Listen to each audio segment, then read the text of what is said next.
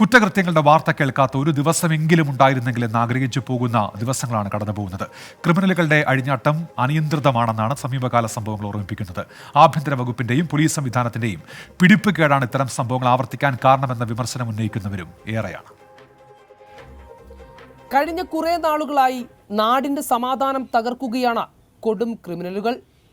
ആളുകൾ നോക്കി നിൽക്കെ തല്ലിച്ചതയ്ക്കാനും കൊല്ലാനും മടിയില്ലാത്ത ക്രൂരതയുടെ മുഖമായി മാറുന്നുണ്ട് മനുഷ്യർ. അതിലേറിയ പങ്കും കൗമാരക്കാരാണെന്നത് ആശങ്ക ഇരട്ടിയാക്കുന്നുണ്ട്. കാര്യക്ഷമമായി രാവും പകലും പ്രവർത്തിക്കുന്നുവെന്ന് കീർത്തികേട്ട പോലീസ് സംവിധാനമുള്ള സംസ്ഥാനത്ത് പട്ടാപ്പകലും ഗുണ്ടകൾ സ്വൈരവിഹാരം നടത്തുകയാണ്. ആർക്കും ആരെയും കൊല്ലാവുന്ന സ്ഥിതി. അപരനോട് സഹിഷ്ണുതയില്ലാത്തവരുടെ എണ്ണമേറുന്നു. വിയോജിപ്പ് പറഞ്ഞതിനും അഭിപ്രായം പറഞ്ഞതിനും തനിക്ക് നേരിട്ട് അനീതി പോലീസിൽ പരാതി കൊടുത്തതിനും എന്തിനേറെ ഊണിന് നൽകിയ മീൻ കഷ്ണത്തിന്റെ വലിപ്പം കുറഞ്ഞതിനും ഗുണ്ടകൾ തല്ലിച്ചതച്ചുവെന്ന വാർത്തകൾ ദിനംപ്രതി പുറത്തുവരികയാണ്.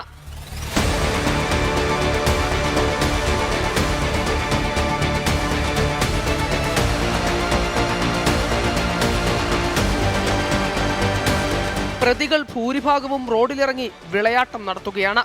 പോലീസിന്റെ വീഴ്ചയെന്ന് കുറ്റപ്പെടുത്തുന്നവരും കുറവല്ല. കൊലക്കേസ് പ്രതികൾ ജാമ്യത്തിലിറങ്ങി പോലീസിനെ വരെ ആക്രമിക്കുന്ന അവസ്ഥ. ഉത്സവം നിയന്ത്രിക്കാനെത്തിയ AR ക്യാമ്പിൽ നിന്നെത്തിയ പോലീസുകാരനെ സംഘം ചേർന്നു മർദ്ദിച്ചുവെന്നതാണ് തിരുവനന്തപുരത്ത് നിന്ന് ഒടുവിൽ കേൾക്കുന്ന വാർത്ത. പോലീസുകാരന്റെ സ്ഥിതി ഇതാണെങ്കിൽ സാധാരണക്കാരന്റെ അവസ്ഥ എന്താകും? കാപ്പ ചുമത്തേണ്ട പ്രതികളെ പോലീസ് സംരക്ഷിക്കുന്നുവെന്ന ആക്ഷേപവും ശക്തമാണ്. കരുതൽ തടങ്കലിന് ഉത്തരവിടേണ്ട കളക്ടർക്കുള്ള അപേക്ഷയിൽ തെറ്റുവരുത്തി ഗുണ്ടകളെ രക്ഷിക്കുന്നെന്നും സേവനത്തിന് പാരിതോഷികം പറ്റുന്നെന്നുമൊക്കെയുള്ള ആരോപണങ്ങൾ കാലങ്ങൾക്ക് മുന്നേ തന്നെ നാട്ടിലെങ്ങും സജീവമാണ്. ഗുണ്ട ആക്രമണത്തിൽ അതിദാരുണമായ ജീവൻ നഷ്ടപ്പെട്ട ഒടുവിലത്തെ ഇര കരമനയിലെ അഖിലാണ്. നിസാര കാര്യത്തിലുള്ള തർക്കം അസഹിഷ്ണുതയായി വളർന്ന നടുറോഡിലെ കൊലപാതകമായി മാറി.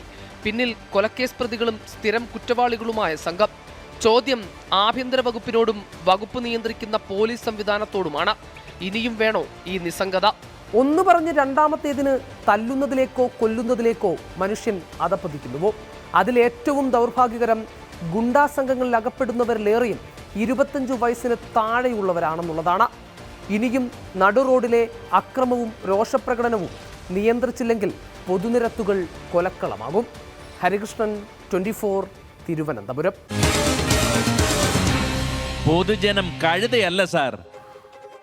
അടിക്കടി ഇങ്ങനെ അക്രമ സംഭവങ്ങൾ ഉണ്ടാകുന്നതോടെ സ്വൈര്യജീവിതം നഷ്ടമാകുന്നു എന്നാണ് നാട്ടുകാരുടെ പക്ഷം. പ്രതികരണങ്ങളിലേക്ക്. അപ്പം അടിക്കടി ഇപ്പം ഇതുപോലെ ഒരുപാട് ഗുണ്ടാക്രമണം കൂടി വരുന്ന സാഹചര്യമാണ്.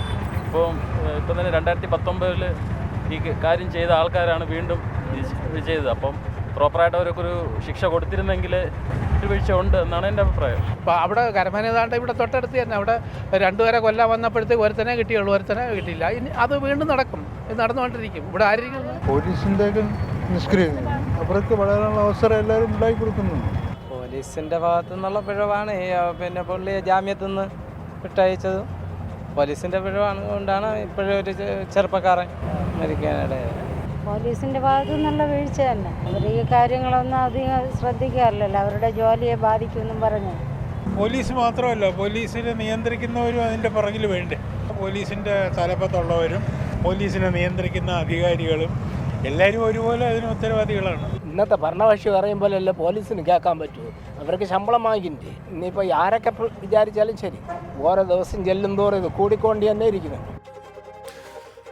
പ്രദീപ് കുമാറിന്റെ ചോദ്യം ഇതാണ്: ഈ ക്രിമിനലുകൾ എങ്ങനെ ഉണ്ടാകുന്നു എന്നുള്ളതാണ്. പവിത്രൻ പാതിരിപ്പറ്റ പറയുന്നു, ഇവരെയും ജാമ്യത്തിലിറക്കാൻ ആളുകൾ ഉണ്ടല്ലോ നമ്മുടെ നാട്ടിൽ, പിന്നെന്താ എന്നുള്ളതാണ് പവിത്രൻ പാതിരിപ്പറ്റയുടെ ചോദ്യം. വിഷ്ണു വിജയകുമാർ ചെന്നിത്തലയിൽ നല്ല മഴയുണ്ടെന്ന് ഉള്ള കാര്യം അറിയിക്കുന്നുണ്ട്. ഇപ്പോൾ ലോകത്തെവിടെയായാലും ഏത് സമയത്തും 24 വാർത്തകളും ഓഗ്മെന്റഡ് റിയാലിറ്റി പാക്കേജുകളും എക്സ്പ്ലെയിനറുകളും വിശദമായി കാണാൻ ഞങ്ങളുടെ YouTube ചാനൽ നിങ്ങൾക്ക് സബ്സ്ക്രൈബ് ചെയ്യാം.